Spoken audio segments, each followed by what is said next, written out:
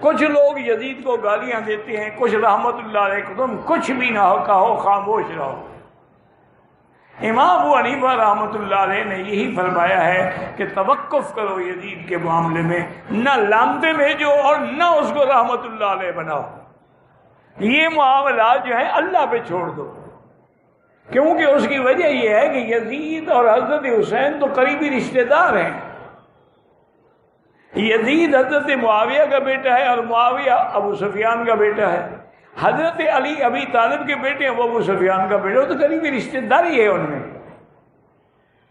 اور اللہ عالم جو ہوا کیا اس میں یزید کا حکم تھا نہیں، لیکن اقتدار تو اس کا تھا نہ، چاہے حکم نہ بھی ہو، لیکن اس کے باوجود بہتر یہی حل ہے ہمارے پاس کہ ہم توقف کریں، ہم کچھ بھی نہ کہیں، یہ معاملات اللہ کے سپرد ہیں۔ حضرت حسین اتنے سخی ہیں، پتہ نہیں انہوں نے معافی کر دیا ہو تو پھر ہم کیا کریں گے؟ حجاج ابن یوسف جیسا ظالم، جس کا لقب ہے ظالم ہذہ الامہ، حضور کی امت کا سب سے بڑا ظالم، جس نے صحابہ کو پھانسیوں پہ لٹکایا، عبداللہ ابن زبیر کو اسے حرم کے باعث پھانسی پہ لٹکایا اور 3 دن تک لاش لٹکتی رہی، جس نے منجنیق سے گولے مار کے کعبۃ اللہ کی دیوار گرا دی، اتنا بڑا ظالم۔ وہ جب موت کا وقت آیا نا تو اپنی داڑھی پکڑی اور کہنے لگا کہ یا اللہ، آج تیری زمین پر کوئی بندہ نہیں ہے جو کہے کہ حجاج بھی بخشا جائے گا، لیکن میں تیری رحمت سے نا امید نہیں ہوں۔ اس کا یہ حال تھا۔ اب اللہ اگر بخش دیں تو پھر کیا کریں گے ہم؟ فرعون کو جب غوطہ لگانا جی پانی میں، دیکھا آمنت برب موسیٰ و ہارون، تو تفسیروں میں آتا ہے کہ جبریل علیہ السلام نے نیچے سے مٹی نکالی اور اس کے منہ میں ڈال دی، تو موسیٰ علیہ السلام نے فرمایا کیوں؟ انہوں نے کہا، میں نے کہا پتہ نہیں بدبخت پھر اللہ سے مانگے تو شاید رحم آ جائے اللہ کو، اس کو مانگنے کی توفیق ہی نہ ہو بدبخت۔ اس لیے ان معاملات میں قطعی طور پہ کوئی بات نہ کیا کریں۔ جن چیزوں سے اللہ نے ہم اس زمانے میں نہیں تھے، ان جنگوں میں شریک نہیں تھے، تو پھر ہم بلا وجہ اپنی طرف سے فتوے لگا کر اپنے آپ کو گناہگار کیوں کریں؟ اس لعنتی کتے کمینے یزید کے بارے میں جس نے اللہ کے گھر پہ پتھر برسوائے، جس نے کئی 100 صحابہ کو شہید کیا، جس نے حضور کی بچیوں کو بے عزتی کر کے اپنے دربار میں کھڑا کیا، اور حضرت سیدہ زینب جب دربار یزید میں پہنچی، ان کا جسم رسیوں سے جکڑا ہوا تھا، اور ان کے اتنے لمبے سفر پہ آپ سمجھ سکتے ہو کہ کپڑوں کی کیا حالت، اور اوپر گرد اور کیا سے کیا معاملہ تھا۔ یزید کی بیوی دربار میں آئی تو اس نے جب یہ حالت دیکھی تو کہا یہ کون ہے؟ بتایا گیا فاطمہ کی اولاد کھڑی ہے۔ یزید کی بیوی کانپنے لگی اور اس کے چہرے سے نقاب اتر گیا، یزید کانپنے لگا، کہنے لگا چہرہ ڈھانپ، چہرہ ڈھانپ، نقاب کر۔ تڑپ کے کہنے لگی یزید کی بیوی، ارے او بکواس، تجھے میری حیا ہے، حضور کی بچیوں کی حیا نہیں ہے، کہاں کھڑی کی ہوئی ہے؟ 1000 جرم اس کتے کے ایک طرف ہوں، نبی کی بچیوں کو اس طرح بھرے دربار میں قیدی اور مجرم بنا کے کھڑا کرنا، اور پھر سیدہ زینب علیہ سلام اللہ علیہا آپ کو اس قسم کے جملے کہنا کہ کیسی لگی تمہیں ذلت، دیکھ تیرے بھائی کے ساتھ ہم نے کیا کیا۔ سیدہ زینب نے آگے سے جواب دیا، میں اس تفصیل میں نہیں جا رہا، لیکن اس کمینے نے وہاں بیٹھ کے امام علی مقام کے سر انور پہ چھڑیاں ماری، جس سے آپ کے دندان مبارک پہ چھڑیاں پڑی۔ حضرت ابو برزہ اسلمی آپ نے فرمایا آپ پیچھے کر، ان ہونٹوں کو میں نے حضور کو بارہا چومتے دیکھا ہے، ان دانتوں پہ میرے نبی نے بارہا بوسے دیے ہیں، ہاتھ ہٹا، چھڑی ہٹا ان دانتوں سے۔ گرامی المرتبت حاضرین، یہ سب ظلم کہاں ہوئے؟ دربار یزید کے اندر ہوئے، اور پھر اس کتے نے وہاں شعر پڑے کہ کاش آج وہ بدر کے مرے ہوئے میرے باپ دادے زندہ ہوتے تو وہ دیکھتے کہ میں نے کیسا بدلہ لیا ہے، میں ان کی اولاد میں سے نہ ہوتا اگر میں محمد کی آل سے بدلہ نہ لیتا، اور پھر شراب پی، خوشی میں جھوما، خوشی میں رقص کیا، امام علی مقام کی شہادت کی خوشی میں اس لمتی نے وہاں جشن کا سما کیا، اور اس کے بعد دلائل دینے کے لیے کہنے لگا میں حق پہ ہوں اور یہ باطل پہ ہیں۔ اور پھر جب سیدہ زینب کو کہا دیکھ کون عزت والا ہے کون ذلیل ہے، سیدہ مسکرائی، آپ نے فرمایا یزید تیرے پاس فوج ہے، تیرے پاس قوت ہے، تیرے پاس دولت ہے، تیرے پاس حکومت ہے، لیکن اللہ کی عزت کی قسم ہے تو ہمارا ذکر کبھی مٹا نہیں سکتا ہے۔ آپ پڑھیے، چھوڑیے لمبی چوڑی بات کو، میں آپ سے دعوت دیتا ہوں، مولویاں دے جا کے 2-2 گھنٹے بہ جاندے ہو، کدی خود کتاب کھول کے پڑھ لو، خود ننگے ہو جان گے مولوی یہ 2 نمبریاں کرن والے۔ جاؤ اہل سنت کی معتمد علیہ کتب کو پڑھو، کچھ بھی نہ پڑھنا، صرف یہ پڑھنا کہ سیدہ زینب نے دربار یزید میں کھڑے ہو کے خطبہ کیا دیا ہے، تمہاری آنکھیں کھلی کی کھلی رہ جائیں گی، کیونکہ وہ خطبہ نہیں ہے، وہ یزید کے کرتوتوں کی FIR ہے، یزید کے کرتوتوں کی FIR ہے۔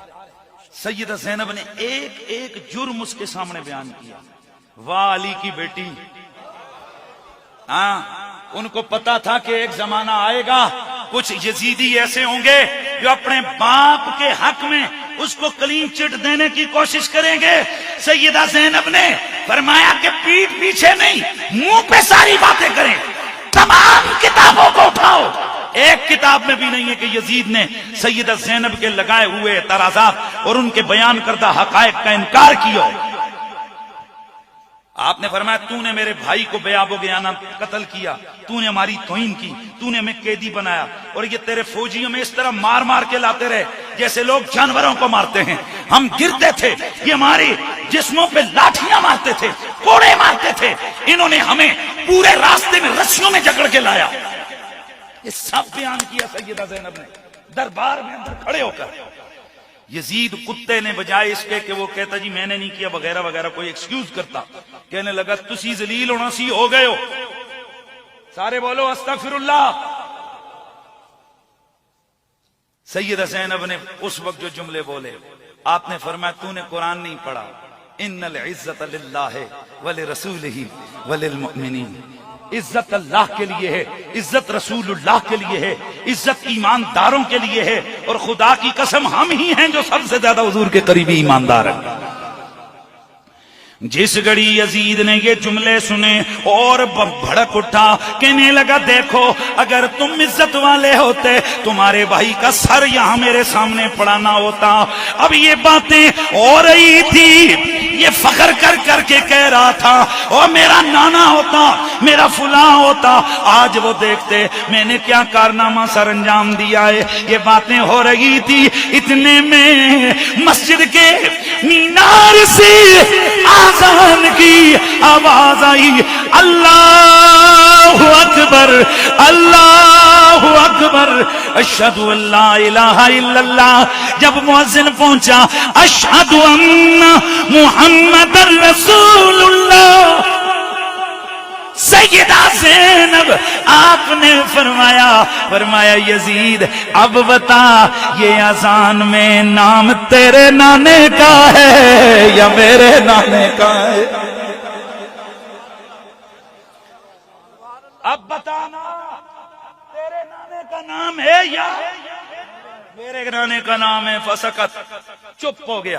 صرف چپ ہی نہیں ہو گیا، اب علامہ ابن اسیر جزری لکھتے ہیں، علامہ طبری لکھتے ہیں، علامہ ابن کثیر لکھتے ہیں، بڑے بڑے علماء لکھتے ہیں اب شرمندہ ہوا، اس کے بعد پھر ڈرامہ کر کے رونے لگا۔ یہ 2 نمبر یزیدی مولوی یہ والے جملے بیان کرتے ہیں، پچھلے نہیں، کہتے ہیں دیکھو جی وہ تو حسین دا ذکر سن کے رو پیا سی نا۔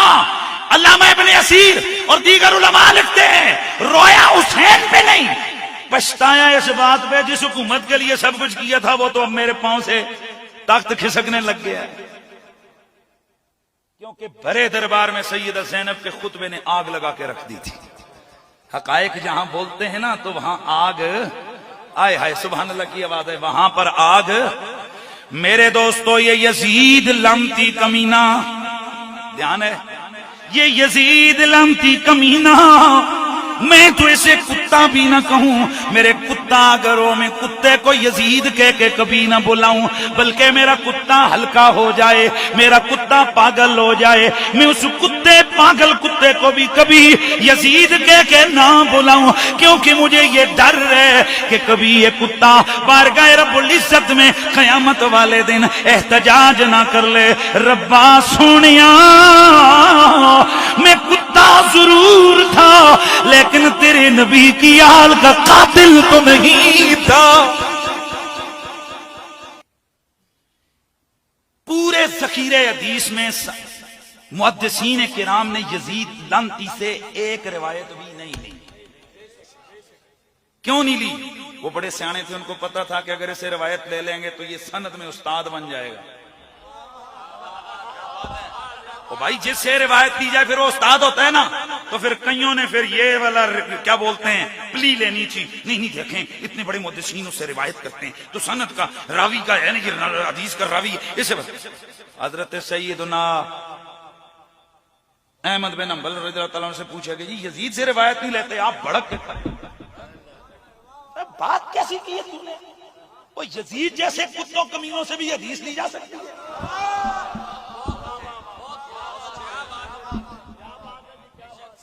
یعنی سوال پہ پرم ہو گئے حضرت امام احمد بن حنبل۔ اسی طرح امام احمد بن حنبل کے بیٹے کے بارے میں آتا ہے، سوال پہ بھڑک اٹھے۔ آپ نے فرمایا کہ یہ جو تم نے کیا ہے، تم کہتے ہو کہ یزید سے روایت دی جائے تو کیوں نہیں لی؟ جب حدیث کی سند نہیں تو فقہ کی تو ہے ہی نہیں، اور فقہ کی نہیں ہے تو روحانیت والا تو کھاتا ہی دوسری طرف ہے۔